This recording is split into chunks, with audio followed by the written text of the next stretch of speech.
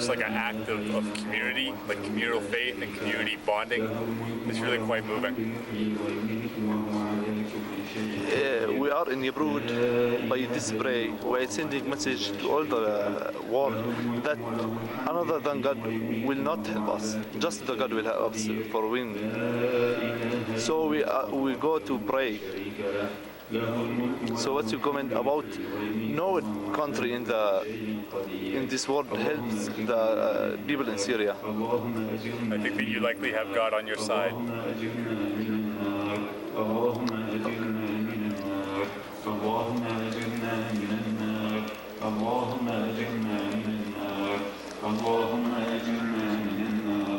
اللهم إنا نسألك رضاك والجنة اللهم إنا نسألك رضاك والجنة اللهم إنا نسألك رضاك والجنة اللهم إنا نسألك رضاك والجنة اللهم إنا نسألك رضاك والجنة اللهم إنا نسألك رضاك والجنة اللهم إنا نسألك.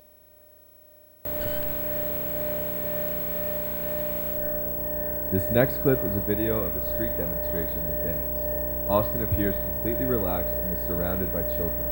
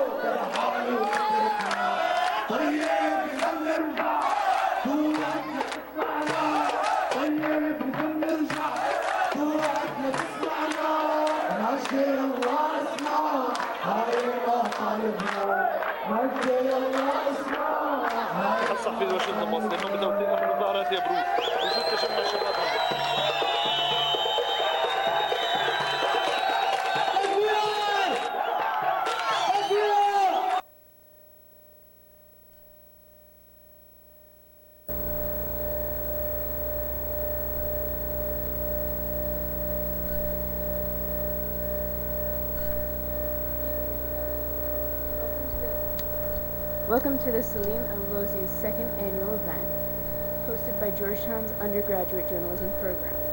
My name is Nazmo Dan, and I am a journalism student here at Georgetown College.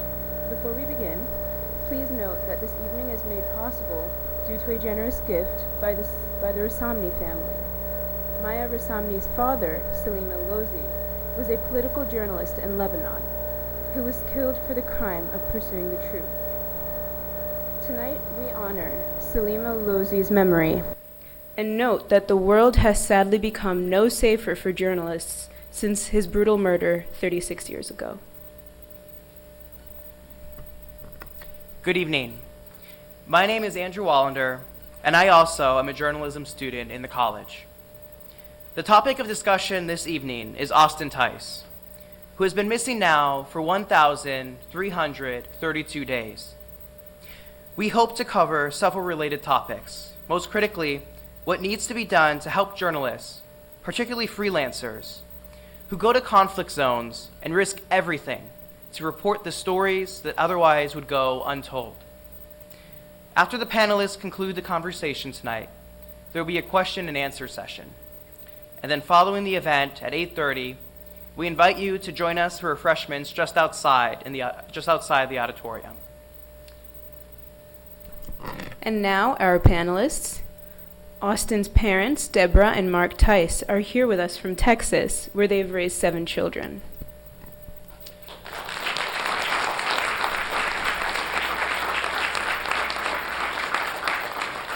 Nancy Youssef of the Daily Beast, who worked with Austin and has been a fierce supporter of the Tice family's efforts to bring Austin home safely.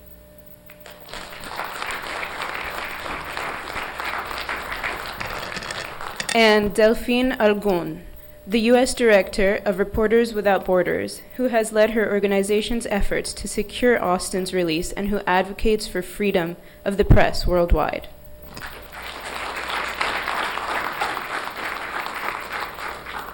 And our moderator, Sanford Ungar, a free speech scholar, a former host of All Things Considered, former director of Voice of America during the Clinton administration, the president emeritus of Goucher College, but most importantly, my free speech professor here at Georgetown. Professor Ungar, take it away. Thank you, Andrew. I want to begin by asking Delphine to give us some context.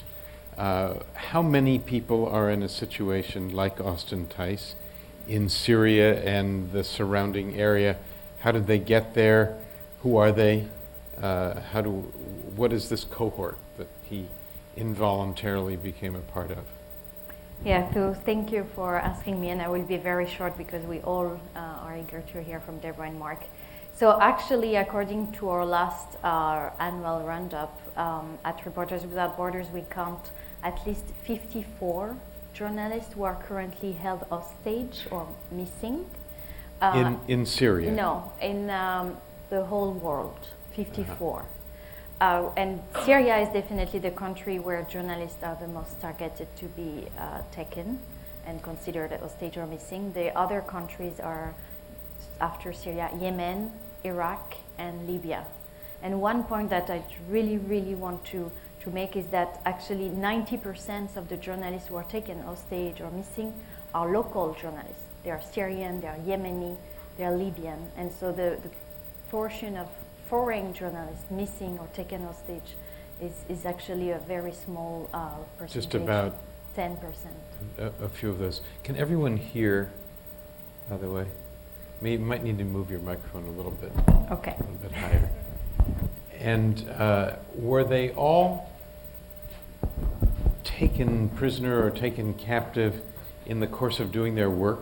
Yes, all the numbers and the case I mentioned were journalists who were taken captive while reporting, targeting because of their reporting, and even used in the case of Yemen as a way to try to avoid bombings or use as a human shield.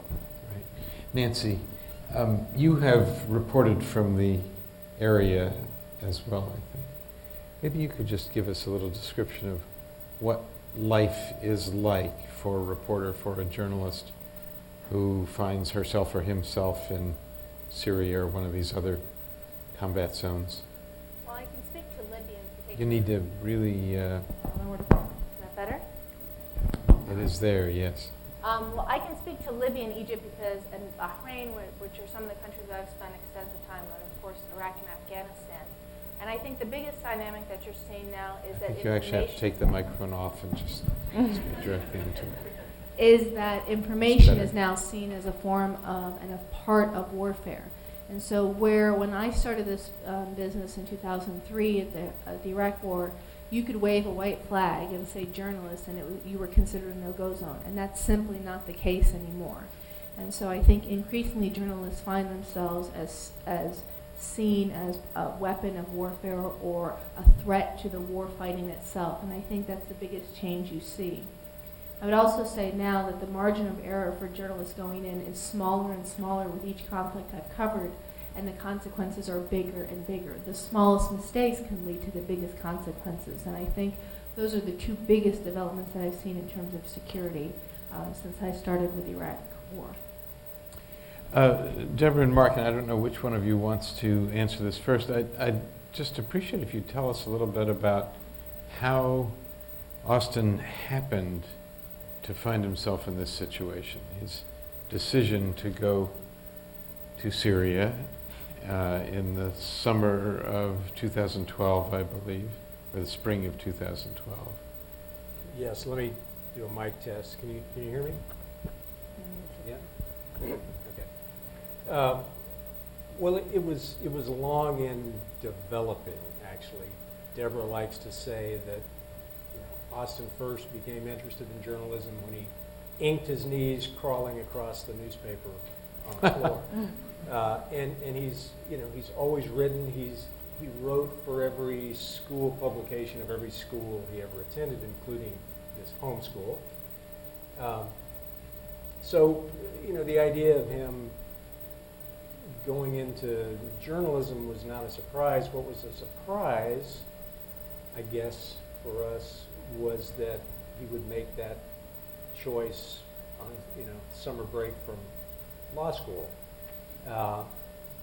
And so, he, as most of you probably know, he served in the Marine Corps.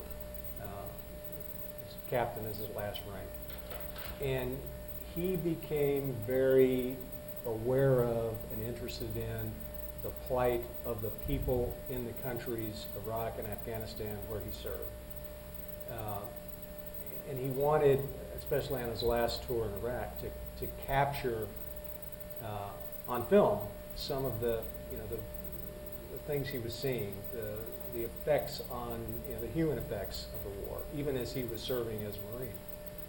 So when the Syrian conflict broke out, and initially what we heard in the West, in the United States, was, these reports, these accounts cannot be corroborated because there are not, Western journalists in the field, even though there were plenty of local journalists taking huge risks.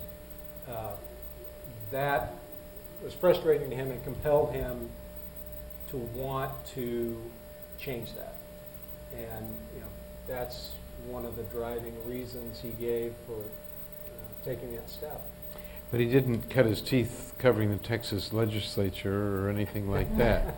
He went straight into a combat zone. Well, he did, and yes. So, he was probably as well prepared at that time as any journalist that might have gone into a conflict zone, short of having years of experience. Sure. Having served in the military, having seen the area. Having an understanding of basic first aid, having an understanding of how to keep yourself safe in, conflict zone. There's been tremendous development since then that Delphine and Nancy could speak about, of efforts to provide better training to freelance journalists and help them to be as safe as possible. No, I think he felt that his experience gave him unique qualification to be able to operate in that kind of area. And were you immediately worried when he went off? He'd already served in the military in the area, so did you think this was more dangerous than what he'd done before? Not more dangerous. Actually, he doesn't give you the kind of feeling that you need to worry about him. Mm-hmm. When he was applying to Georgetown originally and he had to write an application essay, one of the things he started his essay with was, "I believe I am caller number 7." Because if he tried, he won. And that was just his expectation. So it was very catching, that you would just think, well, if he's going to do it, it's going to work out. And we didn't really worry about him. And plus, we did hear from him every day. Every day? Every day. Once he got there, you heard from him every day? Every day. And that was quite different from when he was serving in the military, for sure. And what was he telling you when he communicated every day? Depends on if you're mom or dad. Right. Well, and also we knew, even if we didn't hear from him directly, we knew that he had spoken with Nancy, or that he posted something on Facebook or on Twitter, and so we were aware every day of what he was doing, where he was. And when you were hearing directly, it was by email? We had email and Facebook. One time he had given us a stat phone number, and just to see if it worked, I called him, and Big mistake. Yes, that was a big mistake. Hey, Mom, we're sheltering in a stairwell. Blah, blah, blah, I don't know. Oh, gotta run. The shelling's getting a lot closer. I'm like, okay, no more unscheduled fat phone calls, Right. So we had that, email, Facebook. Yeah. And as Debbie said, he would be a little more forthcoming to me about, kind of About what the was danger? going on around him. Not about the danger, but just, the circumstances. But he,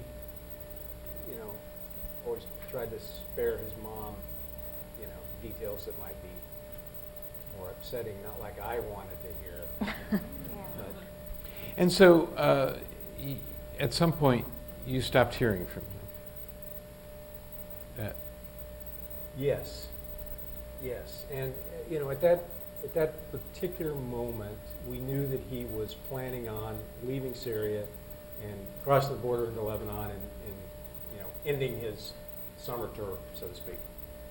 He had been there about 3 months. He'd been there about 3 months, and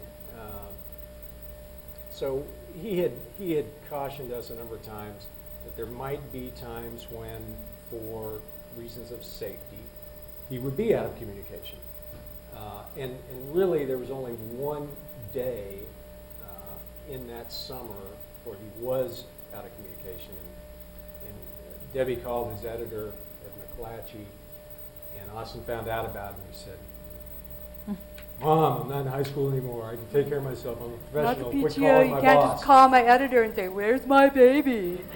So that he didn't like that, but No, he didn't like that at all. yeah. So on, I guess. Well, August. I I think most reporters don't want their What was it like for mother you? called. Calling editors. Yeah. When I heard that, Yeah. Microphone up, please. every time this microphone. So as I remember it, we had known that he was going to be in movement, and that there could be three days where we didn't hear from him. And then And just to clarify, you were his editor at no, I was based in Cairo, and I was just a colleague. I see. And the only advantage I brought to the table is I was closer in time zone than his Right. editors were back in Washington, and so I would look for him on Skype and things like that. And so I had heard from another colleague that he would be moving, and it could be a few days. And then it was 4 days, and something just didn't feel right. And we started, all of us were sort of checking in, started asking one another, something doesn't seem right, doesn't seem right, doesn't seem right. And his editor was on vacation at the time, and he really needed this vacation, and it was his birthday, and I thought, I got to do it, I got to call him, and tell him something's wrong. This was his editor in Washington. Because we couldn't reach him. We kept talking to people who'd made similar journeys, what the expectations should be, and nothing. It didn't make sense that we hadn't heard the song. We started making initial queries in Syria as best as you could at that time by way of Skype, and we would hear, he was supposed to be at one place and he wasn't. So we slowly started to put the pieces together. But I have to tell you, even then, I didn't have the imagination that it would become this. I mean, we were just so naive, and I thought, well, maybe it's Austin. Maybe he, wandered off somewhere. Like, you just didn't have the imagination to think that you would be looking at a video, that we would be it never occurred to me at that moment. I honestly thought I was being a little paranoid myself, because I didn't have the imagination to think it would become what it became, because he had been so lucky and so innovative and street smart. It just didn't occur to me. This is 2012. And so when colleagues had disappeared, it had been for days at a time, not weeks. And it just didn't register at that time. It took me weeks to sort of understand that. So if I may, Yes. I learned because his editor at the Washington Post called me this day of August 2012. And just for this weird anecdote now, the other journalist I knew in Syria at that time was Jim Foley. So I immediately emailed Jim saying, hey, did you hear anything about Austin? And Jim was like, yeah, we are trying to find information about him. I'll let you know as soon as you hear about him. And it was the last email I received from Jim Foley. So the Post asked you about him because he had been filing for the Post? He'd been Yes. writing for the Post, and they hadn't heard from him, so they were calling you to ask what the... And how is it that you learned of his circumstances, that you learned that he had been taken and that he was and is presumably safe?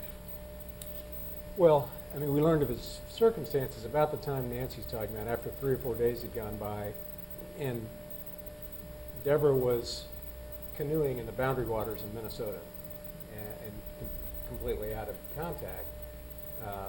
But after 3 or 4 days went by, I called his editor at McClatchy. I said, you know, Marc, this doesn't feel right. How about you? And he said, no, this doesn't feel right. We're trying to see what we can find out. My understanding is that the Washington Post actually notified the American Embassy in Turkey to let them know that, you know, one of their freelancers was missing. And then sure, at the end of that week, on that Friday, I got a call from the State Department. The classic call, if any of you are ever in a position to make a call like this, don't say what they said. And we ended up being very close with the person that contacted us, but they said, Mr. Tice, this is the State Department, are you sitting down? Which is, you don't want to hear that. And really, for the next several weeks, none of us knew what actually had happened. And the first indication of that, the first and frankly last solid indication of that, concrete, was the YouTube video that was posted. No, that's not right. 10 days on, there was the Czech ambassador. Right.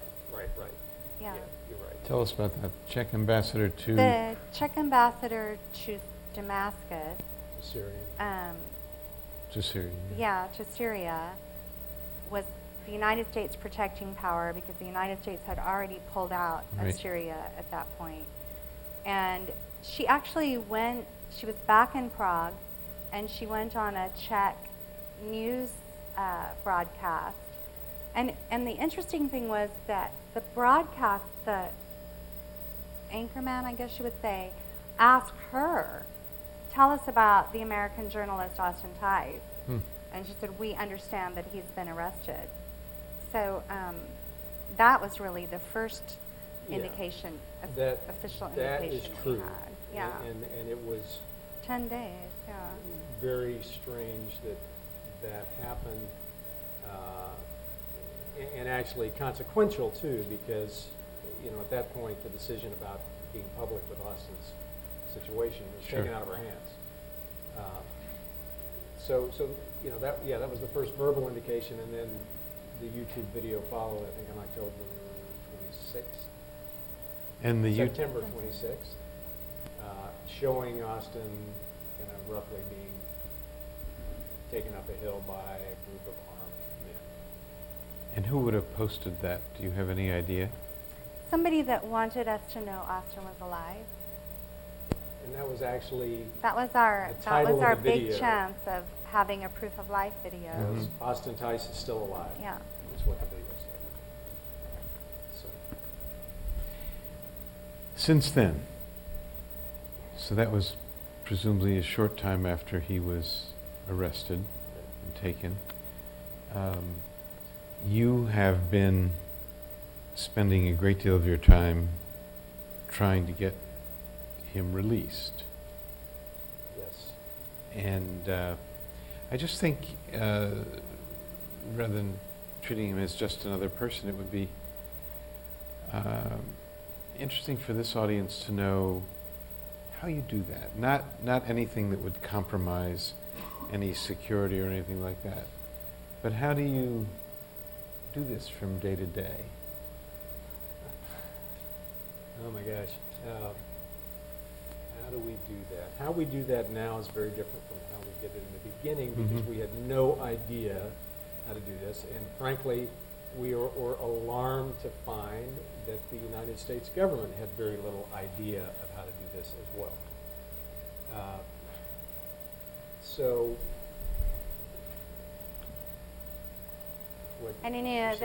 Don't turn me loose. I would say the approach probably hasn't changed a lot. It's just our strategy has changed and the way that we analyze things. But from the beginning, I just became the weasel of the internet, and scouring all the peripheral sites about anything going on in the region and picking names out of and saying, do we need to contact this person? Do we need to contact this person? What are all the capitals around Syria, and how are they related? Are they related to Brazil? Are they related to China? And should we approach them, and should we visit their embassy? And do they have an embassy in Houston, a consulate in Houston? Let's see if we can go. And so, you know, that was what we did in the beginning. And that's pretty much what we're still doing, except now it's a little more head scratching about, so didn't they have a son that went to Georgetown, and isn't their neighbor now here, and do we know someone there that would possibly be willing to run into them while they're walking their dogs?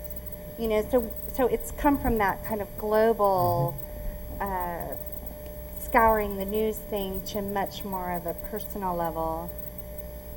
And as far as us, you know, I mean, honestly, I say I will go anywhere. I will go anywhere and talk to anybody. Yeah. Can I just add to that, as someone Sure, who's worked Nancy. with the Tices on it? You know, early on, you're an investigator, and I remember checking words with friends to see if he'd logged on his phone. You're thinking of anything you can to give you any piece of information to try to piece something together. You're trying.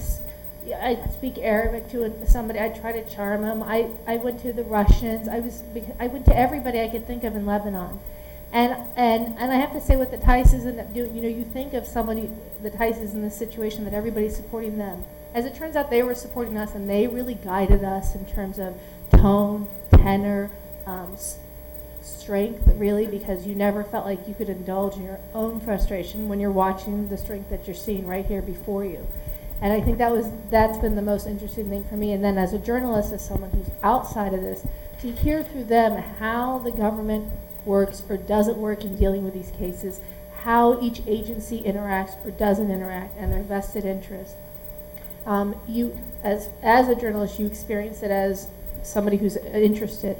And as a journalist, it's become such an eye-opening experience into what it's like for and so I even approach stories differently, and I think about these issues differently because of them. But I would just say, everything you've heard, it's the Tices who've guided all of us in terms of how to conduct ourselves, because they're leading everything. And so for me, it's been really inspiring to watch, because I never felt like I could indulge in whatever frustrations I had when you see what the family, they guide us, is what I would say. Delphine. Yeah, if I may. What does Reporters Without Borders do with a So situation like actually, I met the Tices just a few weeks in August 2012, just a few weeks after Austin went missing. And it's true that we all learned through this process, and investigating was one part. Make sure that we were talking to the right people, that we were opening all the back doors possible. But then came the time that I remember very well, when just after James Foley's death, when you decided that maybe most of the Americans know Jim Foley's now, but they don't know that there's still an American journalist missing, and that we can bring him home, and that we should do everything to bring him home. And that's really when Debra and Marc asked RSF to help them to raise awareness. RSF being Reporters Without Borders, Without sorry, Borders, right. Reporters Sans Frontières in French. And even if we have been helping as much as we can, to put you in touch with former hostages in the region, Arabic-speaking media, it's really at that moment that the Tices asked RSF to really help them to raise public awareness about the fate of Austin, and to encourage the U.S. government to do everything they can to bring Austin home. And that's how we launched a public campaign with actually hundreds of media in the U.S. Who accepted to publicize pro bono on their website, or even a full page in the New York Times, a full page in the Washington Post, to help raise awareness about us. The assumption is that the more people who know about this, the safer Austin is, and the sooner he will. The hope is that if by spreading the word, he may be able to come home sooner. Well, originally, we felt like we didn't want this to be, on like the morning roundtable kind of thing, Sure. and something that you're sort of gossiping about at the water cooler or over coffee. And so we weren't terribly interested in domestic exposure. Our first press conference was in Beirut because we felt like it was in the region. Mm-hmm. And what we've learned in over 3.5 years is that, first of all, we would love to have Americans storming the White House saying, we will not allow American citizens to be held against their will anywhere in the world. The French don't. So, that would be one thing we would like to see. The other thing is, we realize that the domestic audience has relatives and influence and investments in the region of interest to us. And it can take time to comb out those relationships. Even in Houston, there are people that will reach out to us only through a third party because they're still so worried about what might happen to their family in the region. So, those things take time. Yeah, well, and then I would say, too, that the other thing that we learned, and there's been a We're lot, still learning. that we're still learning, but there's been a lot of change in the way the United States government operates in a situation like this. And we have to give credit to Diane Foley for driving a lot of that, and we tried to be shoulder to shoulder with her on that. But what, it sounds very simple. The squeaky wheel gets the grease, and the grease needed to be applied inside the beltway. And so from a domestic standpoint, a lot of our efforts through media and publicity and even the campaign were directed at ensuring that the United States government, the administration, the White House, knew that people cared about Austin being missing and demanded that they do everything they can, everything in their power to bring him home. So that's a lot of the emphasis for the campaign. And sure. So the blindfold that you can see on the chair are a symbol of the campaign. The idea of the campaign was when a journalist is kidnapped, the image is often that he's blindfolded, but actually when a journalist is kidnapped, we are all blindfolded because we are all deprived of information. Exactly. So, and that's, I think, a very strong image and power. And so because of this powerful message, we invited people to take a picture of themselves blindfolded and to post it and to say, as long as Austin is missing, I am blindfolded. And we invite you to take part in this campaign as well. I'd like to pursue that point for a moment, not as a digression, but to understand the real importance of, as you said, 54 journalists being held. We are, in one way or another, prevented from knowing and understanding what is happening. Yeah, I like to say places. that at Reporters Without Borders, we are defending freedom of information, not because journalists are wonderful people, and I say that because I'm a journalist myself, Nancy, but because freedom of information, freedom of the press, is the freedom that allows all of us to verify the existence of other freedoms. And that's why they are targeted, and that's why they deserve specific safety principles. And there's 54 journalists who are currently held hostage or missing, but you should add to that the 150 journalists who are detained right now. Who are detained around the world. Around the world. The countries who have considered the biggest prisons for journalists are, not surprisingly, China, Iran, Turkey, Eritrea. And to that, we don't have to forget the journalists who have been killed. In the last 10 years, almost 800 journalists have been killed while reporting. 800 journalists killed while reporting. And again, most of the time it could be in conflict areas, but what we see is that more and more journalists are killed in non-conflict areas. In countries like India, there are more journalists killed in India than in Pakistan. In countries like Mexico, Philippines, Honduras, where there's a almost complete impunity for these crimes. The challenge, it would seem to me, would be to convince citizens around the world to be concerned about this, to say if journalists are imprisoned, if journalists are missing, that affects our ability to know, not just to know what's happening, but to be able to watch our own governments acting and taking part in these conflicts around the world. How do we get that to be more of a priority? How do we make that an issue in American politics, for example, concern for journalists? Well, I mean, Nancy. I'm going to speak just as an American journalist. I think one of the challenges we have now is we're in a time where people expect journalism to validate their own positions, and so you see it on the campaign trail. There's so much vitriol towards journalists and this feeling that we're not trustworthy. It's at a time when there are budget cuts, and so there's limited resources in a more complicated world. I mean, it's less space to tell these very, very nuanced stories.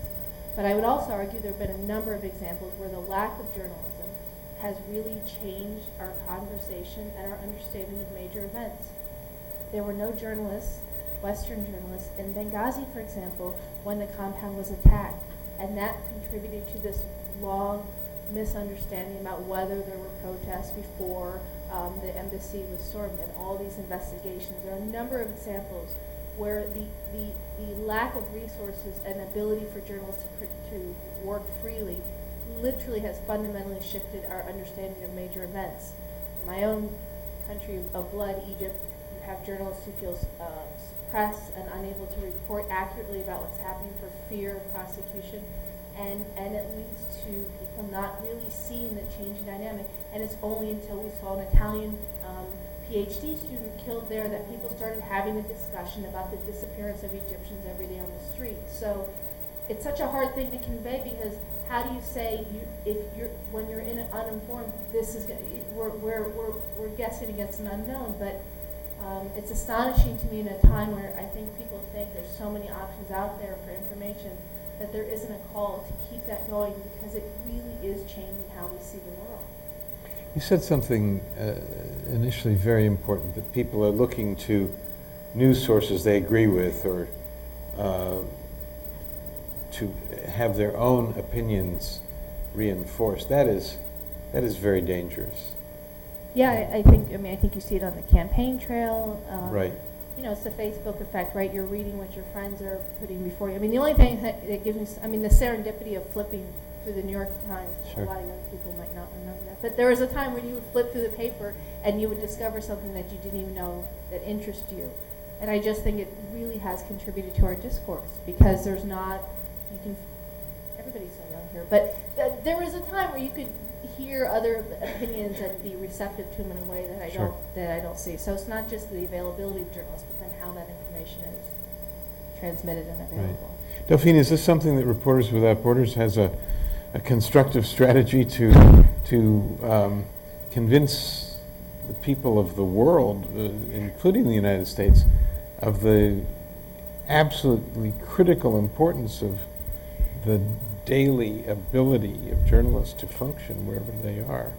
I spend my days working on this, so I have this belief that it's worth fighting for, and I think there's a lot of people who share this belief and who really are worried to see a reduction of information, and who understand why information is so important just for functional democracy. It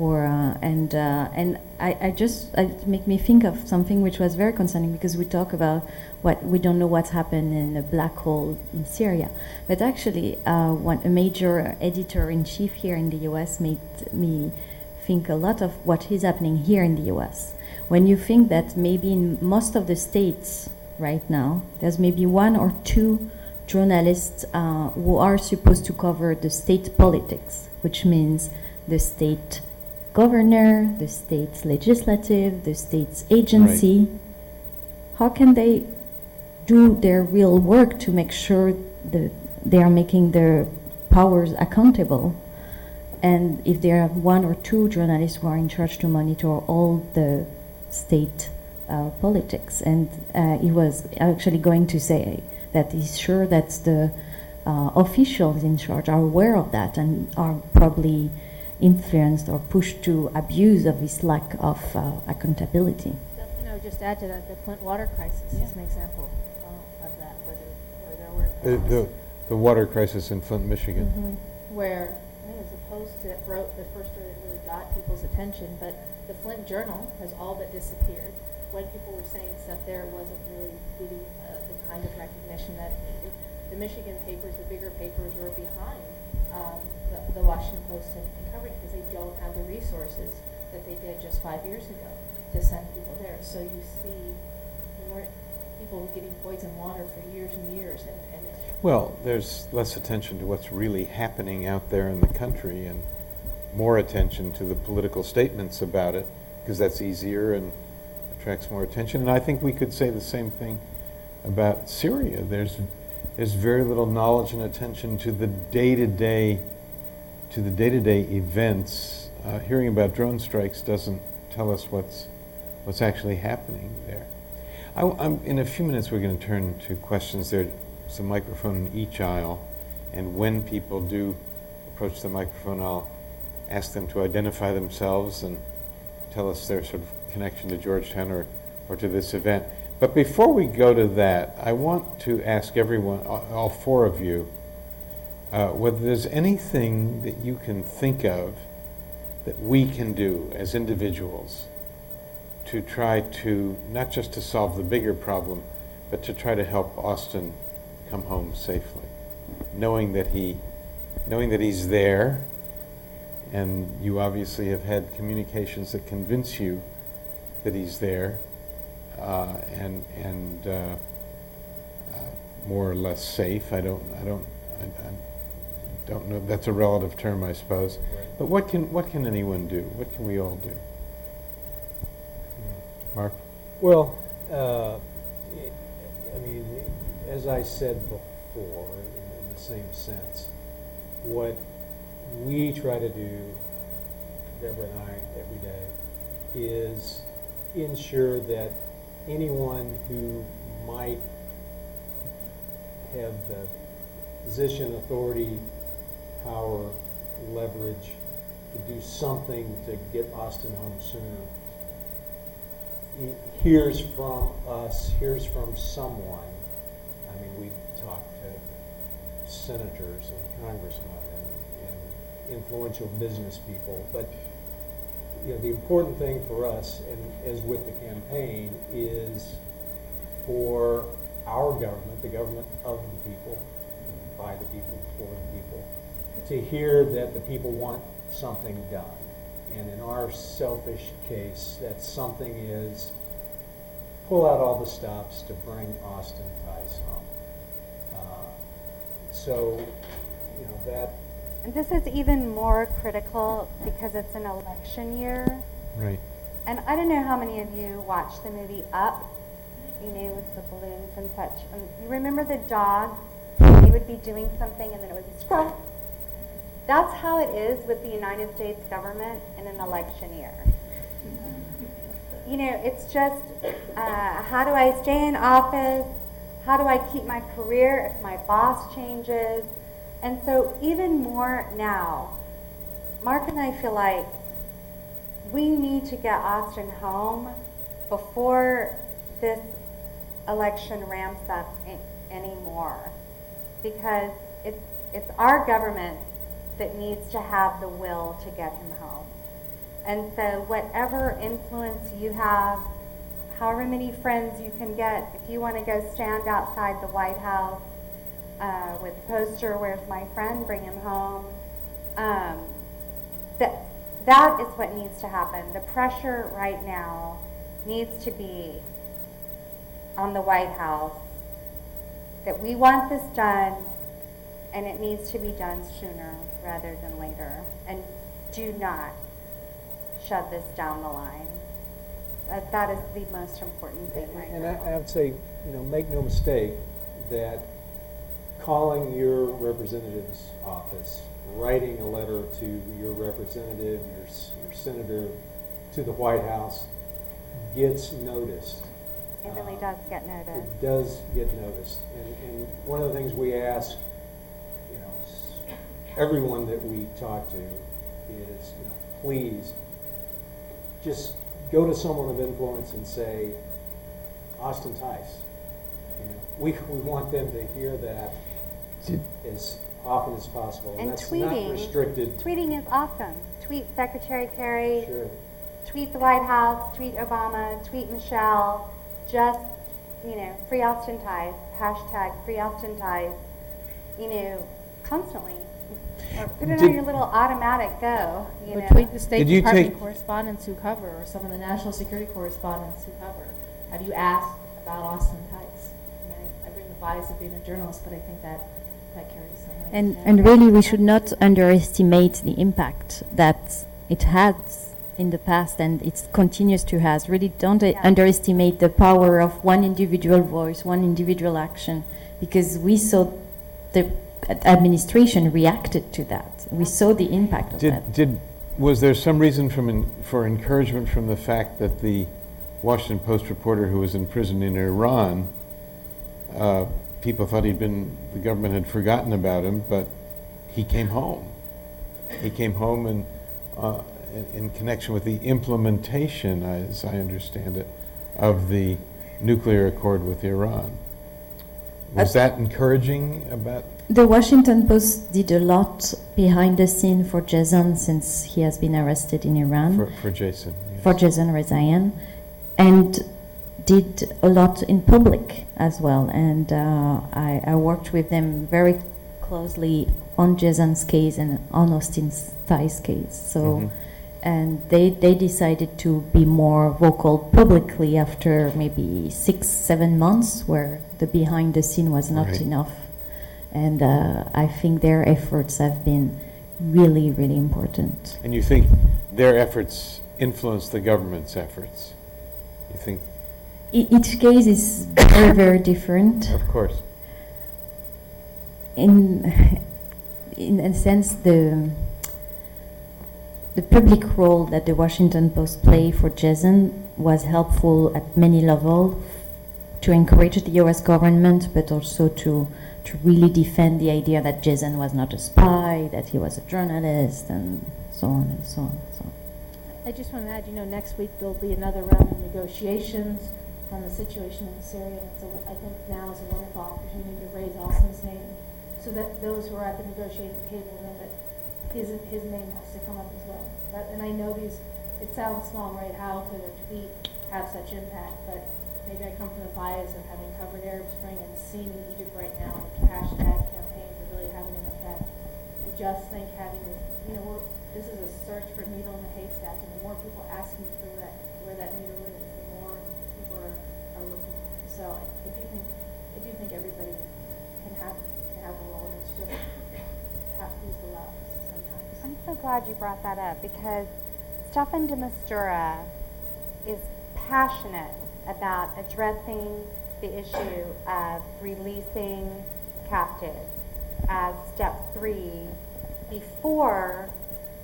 before they begin talking about the resolution, the long-term resolution.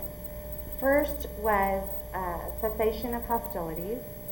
Secondly was increased access for humanitarian aid. And he is determined that the third thing, which is release of prisoners, is going to happen before they get to the long story. And so encouraging Stefan to hold that line, Samantha Power is amazingly committed to it And as Samantha well. Power is the U.S. ambassador to the UN. Right. And Stefan that you're talking about is? Stefan de Mistura is the Syrian. Sort of the conduit for the negotiations. Right. Stefan is over Special Envoy to Syria? No. For the United For States. the United Nations. United Nations. They're the host of the Geneva Right. Convention. I'm just trying to clarify who these people are so that if Right. people want to put... They become world politics experts, you think? Yes, of course. So the way to attempt to put pressure on Stefan is through Well, he doesn't Samantha have a Twitter Powers, account. or he doesn't have a Twitter account? No, he doesn't. But UN Geneva or Syrian Convention, I mean, you kind of have to search around, but you can push in there.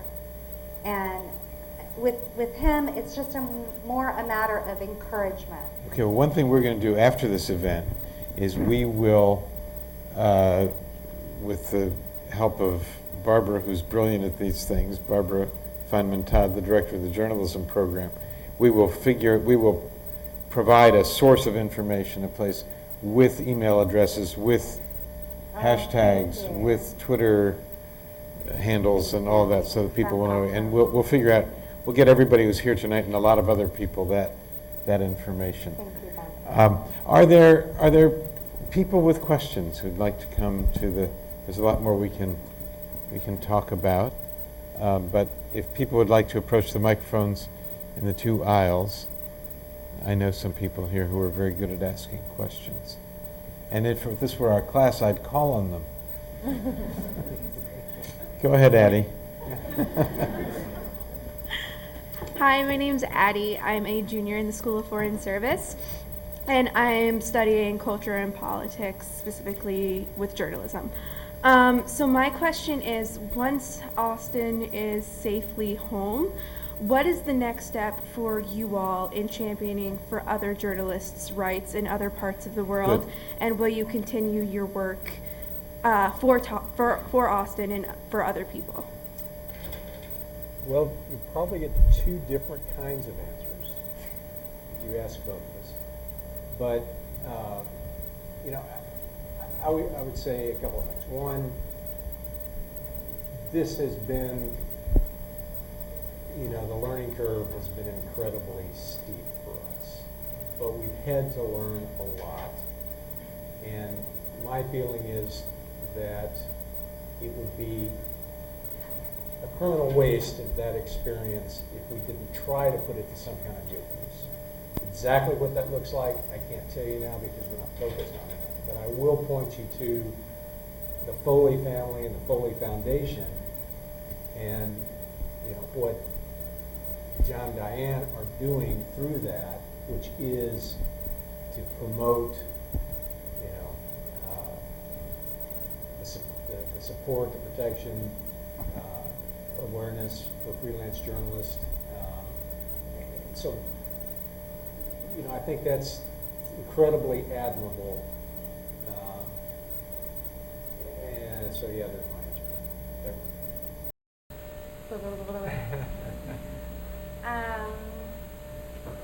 Yeah, what I picture in my mind doesn't really have any bearing on what might actually happen. I'm hugely eager to reclaim a lot of territory with Austin and with his 6 brothers and sisters and his 2 new brother-in-laws and his niece and his soon-to-be-born nephew. That was the life I had before he went missing. I loved my life. I felt incredibly lucky to live my dream every day and just be a mommy. I can't imagine that I'll really even have the desire to go back to that, but I'd like to think that maybe there will be a time for that when he comes home, for sure. Can I just add, the help actually is going on all the time. Nancy, somehow I don't think your voice is projecting. I've never had a That's problem better. being loud. No, I know. I think it may have to do with somebody pushing a button each time.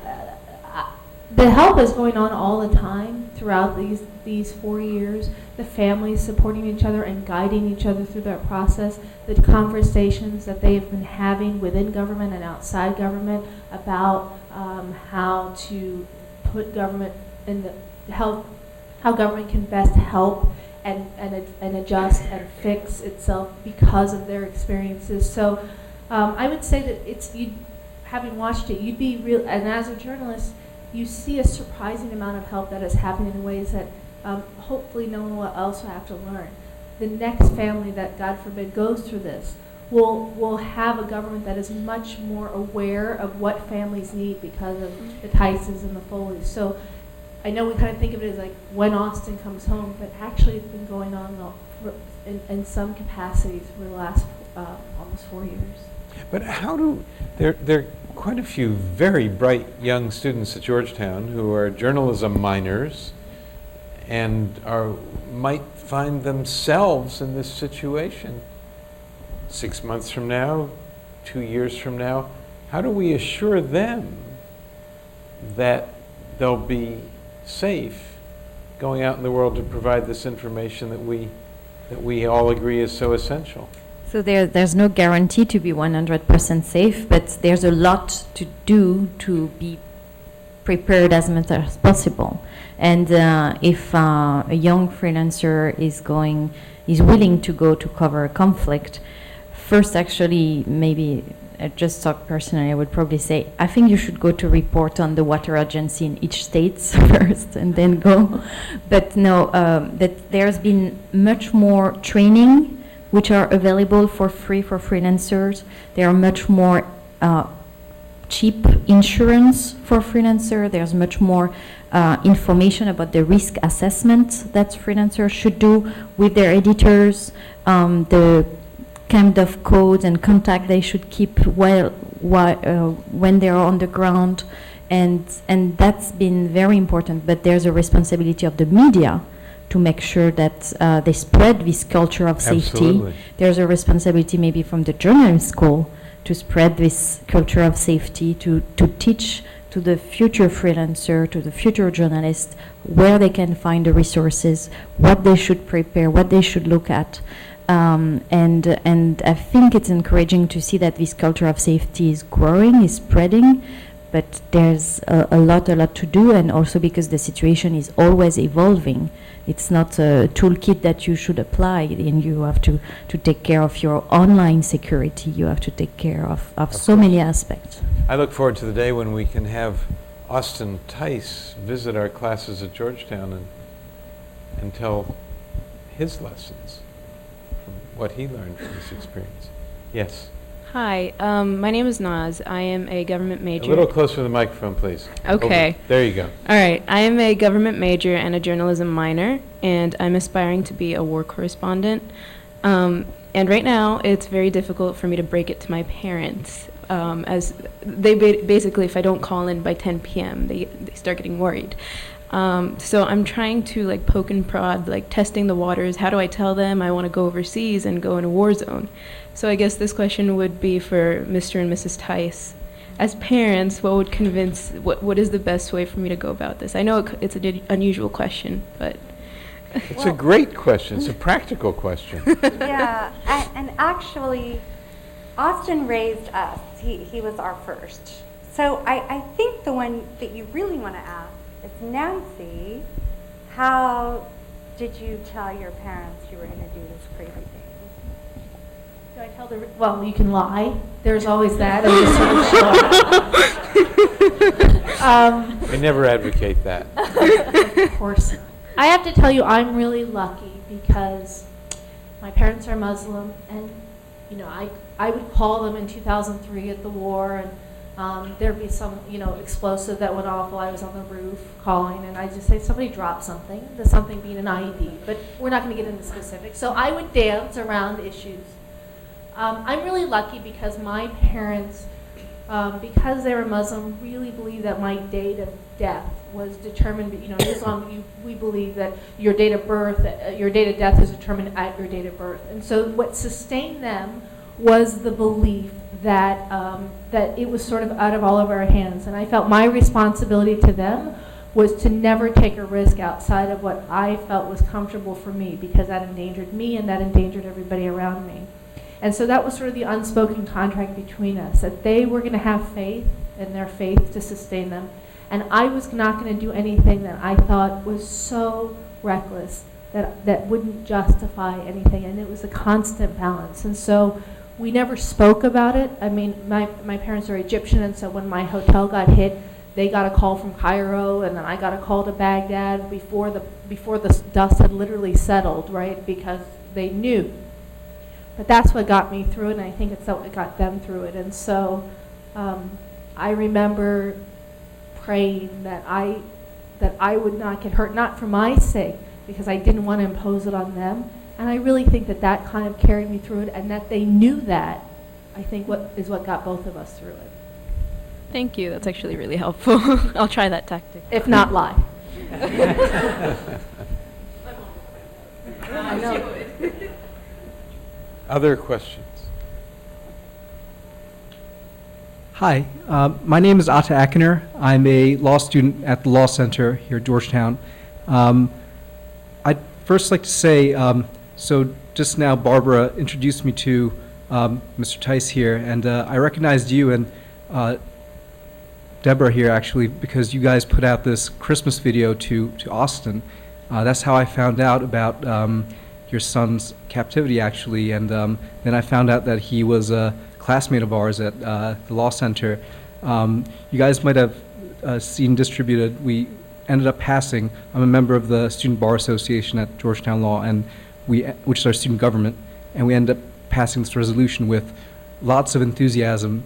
A lot of people, like when I asked people there, do you know who Austin Tice is? Literally only one person raised their hand, and despite him being our classmate and still a member of our community. And right now I must say, like, the student government has been very enthusiastic about this, and I really want more of these blindfolds actually. I'd love to distribute them, and however we may assist your efforts. I mean, I can't imagine what you guys have been through, and I'd just like to say that we're with you guys, and we'd like to do whatever we can, whatever small it might be. And a short question actually. So I heard a lot of when I was researching this subject, there seems to be a lot of speculation. I mean that Austin was not, seems very likely abducted not by ISIS, but by the Syrian government. Do you have any knowledge about that, or anything that you know, or if it's confidential, you don't have to share that either? Thank you. Yes, actually, your comments brought up a lot of things that Go ahead. didn't want me to get on a soapbox. First of No, all, that's right. thank you. But yes, thank you. Thank you so much.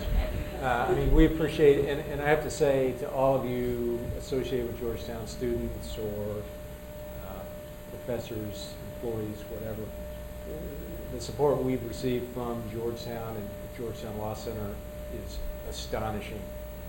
People will tell you have a great network because of being a Hoya. You have no idea how great that network is. I can tell you in a time of crisis, it's been amazing.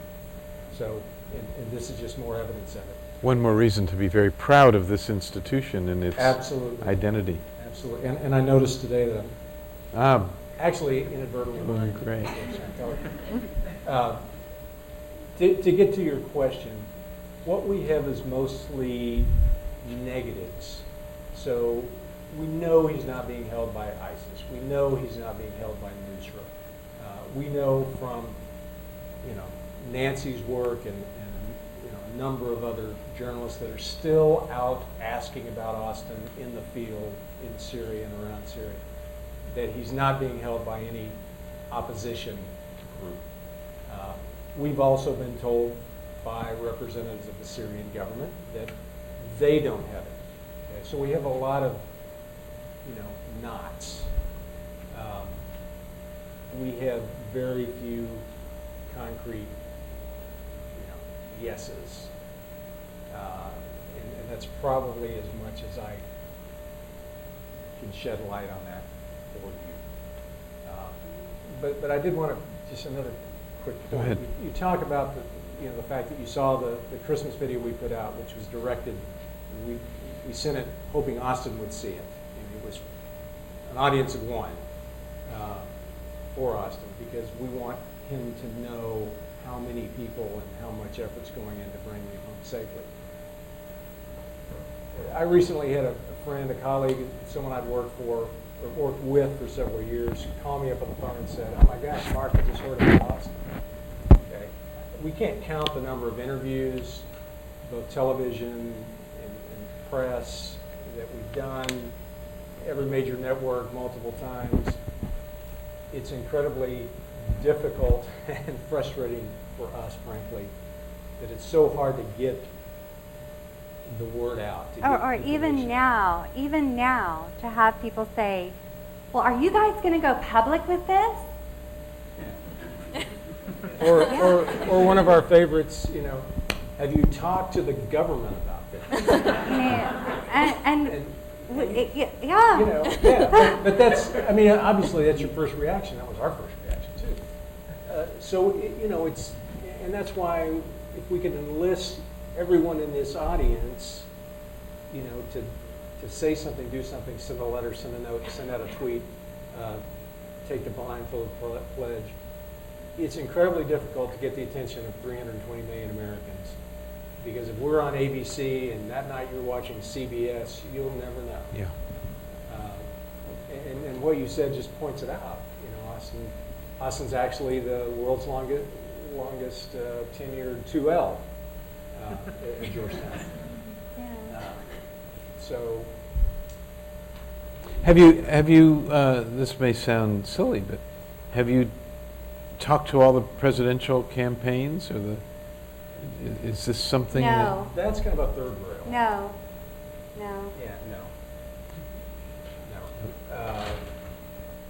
Okay. Yes. Good evening. My name is Brian. I'm a U.S. Marine, and if I can get out of this room without Professor Ungar telling me to raise my voice, I've met my objective tonight. First off, I'd like to thank the journalists in the room and the aspiring journalists in the room for doing what you do. I think we're talking about a story of sacrifice here, and I get a lot of thank yous as a service member. I think we should thank our journalists too, and my question goes to Nancy. Because of this bond that I think started really for our generation in 2003, when the DoD instituted a policy of embedded journalists in OIF 1, as we called it back then. What has been the aggregate effect of that policy on your field of journalism when it comes to, are we embedded versus are we freelancing like Austin was? There's a huge difference. I know it and you know it. Do young journalists understand the difference between embedding with a unit where if something goes wrong, you've got 100 Marine soldiers and sailors and airmen perhaps next to you, as opposed to out there alone and unafraid like Austin? Yeah, it's a great question, because when these wars started, there was sort of one front line. I always describe it as being in the Humvee and outside the Humvee. And so your job as a journalist was to be in the Humvee and understand what it was to not know which person Iraqi around you was a threat. And then to be outside that Humvee and watch it go down the street and not know if those troops were going to attack you. And now we're in a time where the U.S. military, first of all, is not conducting war that way by and large. It's with special forces, so that's gone. And increasingly, we're in wars where there is no government-to-government relation. I mean, the first time I experienced that was in Libya, when you snuck into the country, and if you had a problem, there was no embassy to call. There wasn't a relationship with the Gaddafi regime. And so now you have journalists who don't, it's not even covering the military or being embedded or not.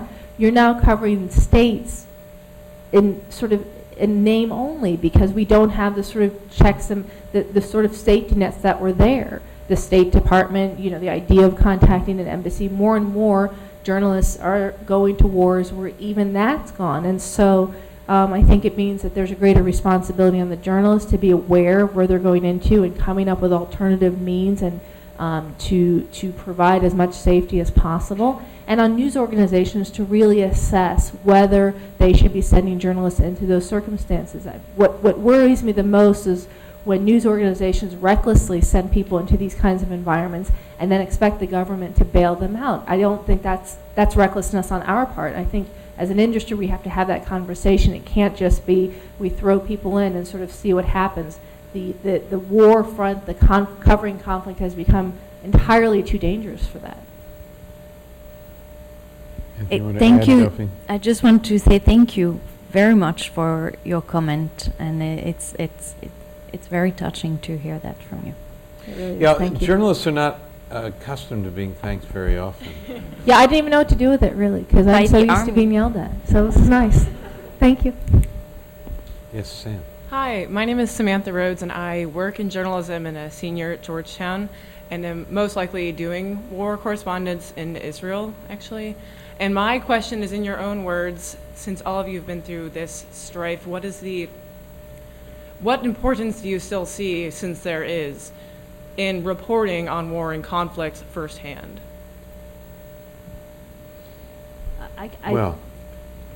I'll just say this. I cover the U.S. military every day, and I spend time at the Pentagon. And what got me into this was I just thought if we're going to deploy other people's children in my name, the least I could do is try to find out why and whether it was worth it and whether we were doing it responsibly. I mean, it is, at least in this country, the most solemn oath. We tell the U.S. military we're not going to deploy unless it's absolutely necessary for the safety of this country. And that's kind of become a slippery slope in terms of the definition since 2003. So I just can't, I mean, I really was willing to die for that cause. I mean, I went to Iraq knowing I might not come back because I really believe we have to be there with them and know what we were asking of them, because they go in our name. And I, as an American, I'm saying that. And so I can't think of anything more important in terms of covering service members. I think it is the most important thing that you can do, and there is no other way to understand it other than to be in that Humvee with them. There's just no other way. I mean, I think the only people who've done it better are people who were service members who now cover the military, and they're so wonderful at what they do, and they're better than all of us. But since I'm not going to pass a PT test for the Marine Corps, the next best thing is for me to try to go there. And in my case, I really thought because I could speak the language inside the Humvee and outside the Humvee, I had something to contribute. But I think it's critical. Delphine, do you want to add something? I was going to say, this idea of conflict journalism, it's a huge umbrella. And all kinds of arguments for and against. We don't want people going over to these regions where we're not involved and stirring people up thinking that we need to ride in and be the Lone Ranger and save the world. So let's just not find out about that, not get people all worked up over it. Okay, let's take that and run with it. Then our government says, you don't know anything about this, but there's this really big bad guy that's growing into the worst monster you can imagine. And the only way your kids are going to be safe is if we go get them. And you don't know what the truth is. So there's that kind of conflict, the kind of conflict where journalists are going to report on situations that do not involve the United States at this moment. I mean, looking at this from an American perspective. Then there's the other side of where Americans are involved. And we need independent journalists who are able to tell us what they see happening. Exactly. They may not be able to tell us what's happening, but they can certainly tell us what they see happening, which may be different from what someone else wants to tell us that's happening.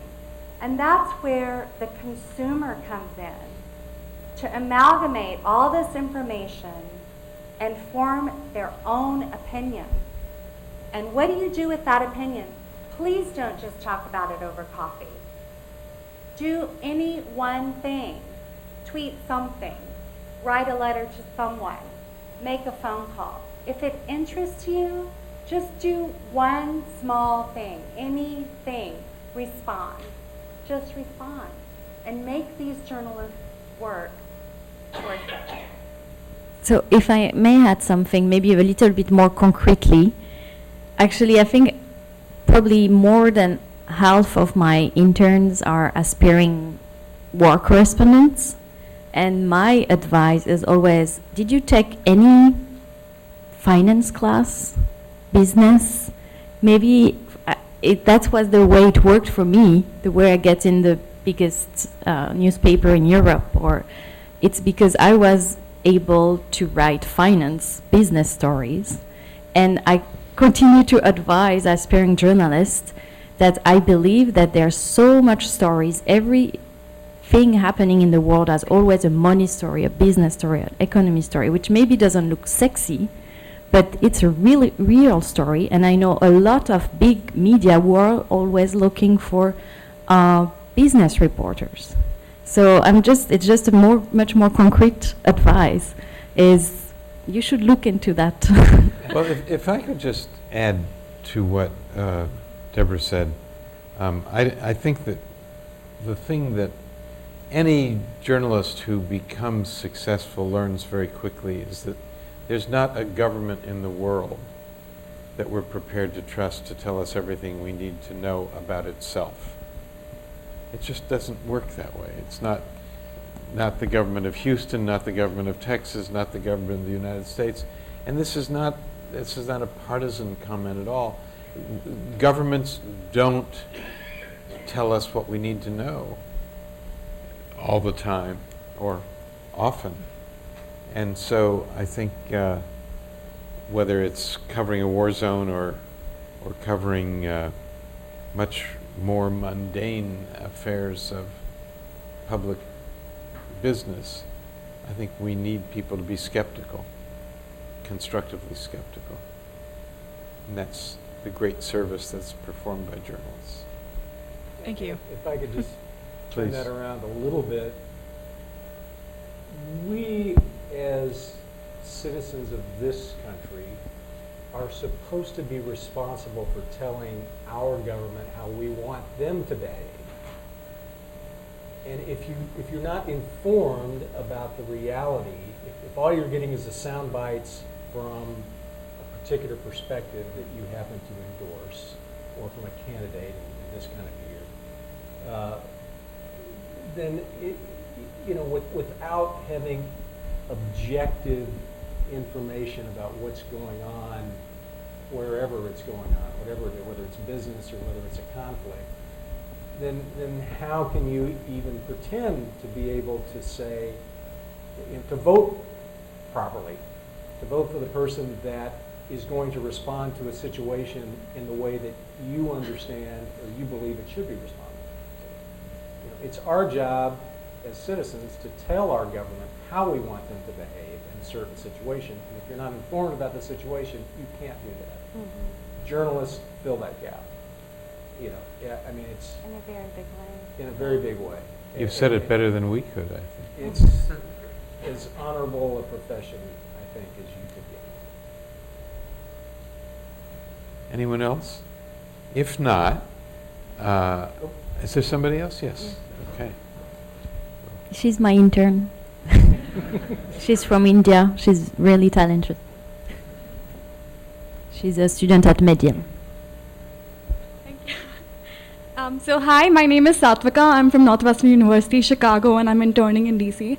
I wanted to add to what she was asking about whether war correspondence is still relevant.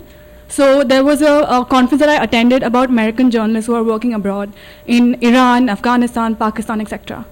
I think what James Foley and Austin Tice, what these journalists were trying to do was to humanize the conflict. The point is all our reporting revolves around the ISIS, the al-Nusra, the deployments of the US Army. But how often do we go ahead and look at maybe the Kurdish minorities that are suffering, maybe the local militia that's trying to fight the ISIS, how much of funding is going from where? There's a lot of questions that come to even Iraq. Iraq wants to be divided with the Shia, the Sunni, the Kurds. There's a lot of complexities that journalists are not covering. So as war correspondents, if we can do one service, it would be to inform the society about the realities of the ground, and that's why war correspondence is still very relevant. I would just add to that, one of the, it's funny to me to hear people want to be war correspondents, because I never aspired to be one, and I don't know of any, when I was growing up, and coming of age, we weren't in a state of perpetual war. So I just find it fascinating that people are aspiring to that, because it never occurred to me. So your job as a journalist is to make those conflicts tangible to the American public. I think so often in our industry there's an effort to sort of outbid the other person. And I think the best journalists are translators in and of themselves, that you make the Sunni, Shia, Kurd, Nusra, all these terms tangible to the reader. And so for those of you who want to be war correspondents, that's great. I think where you start is to find your voice, and then to find a way to give voice, and that's your responsibility. And from that, you get the things that you're asking for in the business. Thank you. And for Austin, the compelling thing for him, having been really on the ground in war zones, he wanted people to feel what it was like to be a child living in a war zone that's undefined, no front line. Your mom may not come home from the grocery store. Your baby brother might have a bomb drop through the ceiling on his crib. Austin wanted people to have a feeling of what this new urban warfare, what it lives like day in, day out, and what will the next generation look like when they live in that state of life and death uncertainty. That was his compelling reason to want those stories. He took amazing picture of children in Syria, and we actually organized a photo exhibition in Houston to show them. It was a very moving time. That's exactly right.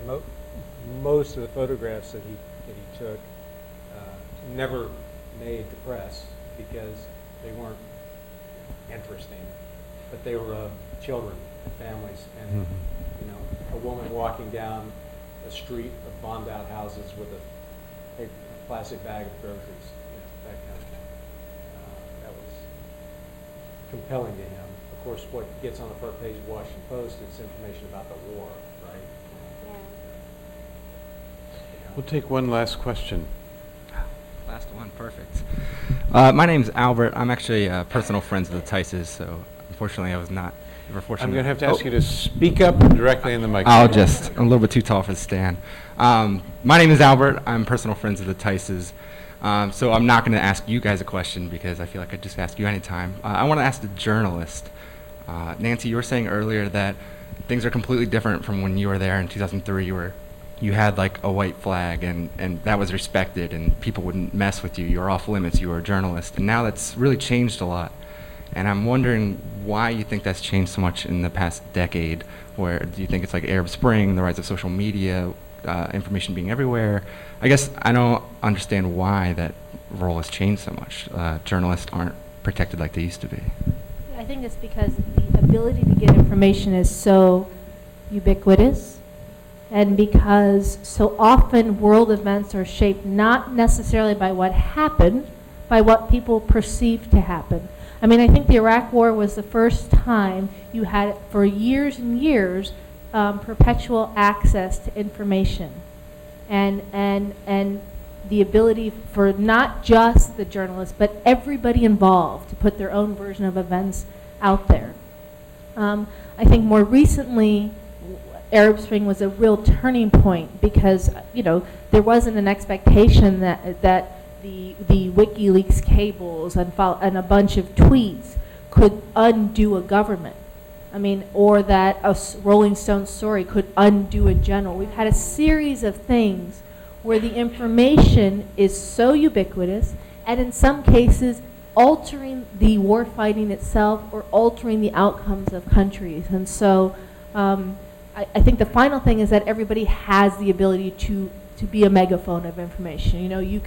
You could tweet something out that 100,000 people see.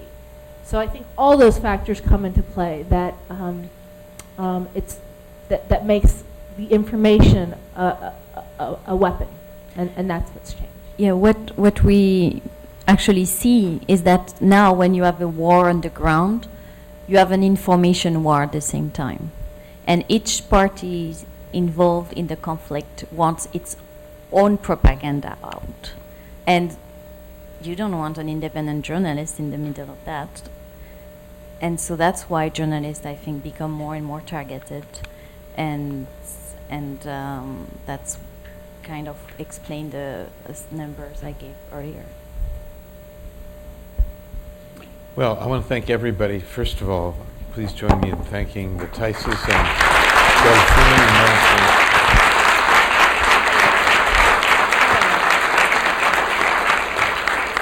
And thank you all for coming. Please join us for a little reception outside the doors of this auditorium. Thank you. Thanks for being here. Thank you. My pleasure. No. It's a battery pack.